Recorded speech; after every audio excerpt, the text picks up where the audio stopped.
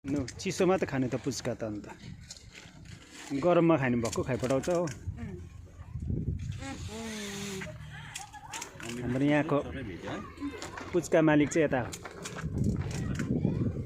ल फेमस बनाइदिन्छु ल म। एकदम फेमस हो रन्जितको पुच्का दोकान चाहिँ एकदम पुरा भाइरस बनाइदिन्छु ल।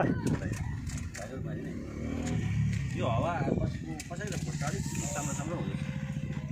मिठो दामी पुच्का कस्तो लाग्यो?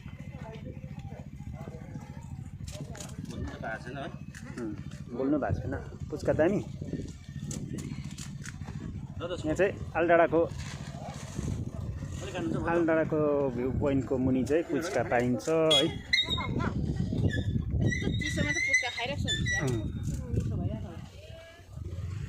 यहाँ चाहिँ के अरे रानी बजार है। रानी बजार गुन्डी बजार पनि अरे हो, रानी बजार पनि अरे भयो। अब के खाने हो? 20,000 को भरे के खाने अब? 20,000 को पुच्का खाँदा हामीले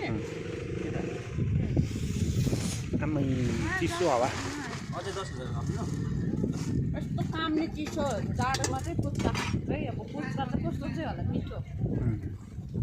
पुच्का दामी रहेछ भनेपछि होस् सबैजना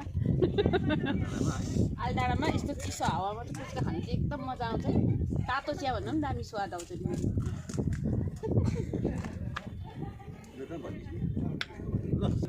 पुच्का सँगसँगै यहाँलाई के अरे मुनि मैदानमा खेल्नेहरूलाई उयो पनि छ है। देख्दैन होला त्यस्तो त।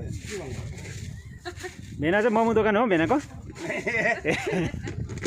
ए चप दोकान हो। झालमुरी बामफुलीहरू सबै आउँछ यसमा हो। लो झालमुरी भुजाहरू एकदम स्पेसल भुजा तपाईँको यो एकदम हातले बनाएको भुजा हो। यो तपाईँको प्याज टक्क आयो हो। हिरो पनि आएको थोडक परेर झालमुरी पनि पाइन्छ यहाँ चाहिँ हो। बोल्ड चानाहरू यसरी आउँछ हो सदर। अब यो चाहिँ आलु टक्क सानो काटेर आलुको चोक्ना है। आलुको चट्ट हो। यो चाहिँ स्वादिष्ट हुन्छ। 12 थरी मसला आउँछ यसमा हो। 12 थरी मसला। ल को खानु इच्छुक हुनुहुन्छ यहाँ आउनुहोस् है। आलडाँडाको त्यहाँ के अरे रानी बजार गुन्डी बजार अरे तेलको तेल लाएर हो। बजारको फाटाकमा पाइन्छ है यस्तो पुच्का।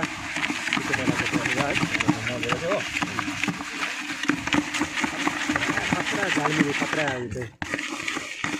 यो चाहिँ एकदम पाहाडको नि फेरि यो झालमुरी चाहिँ एकदम ड्राई झाल एकदम ड्राई मधेसको झालमुरी होइन है यो चाहिँ।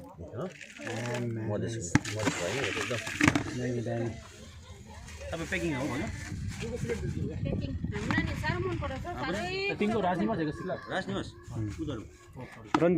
रन्जितको झालमुरी साह्रै फेमस छ यो। हाम्रो नानी छोरोले साह्रै मन पराउँछ अरे।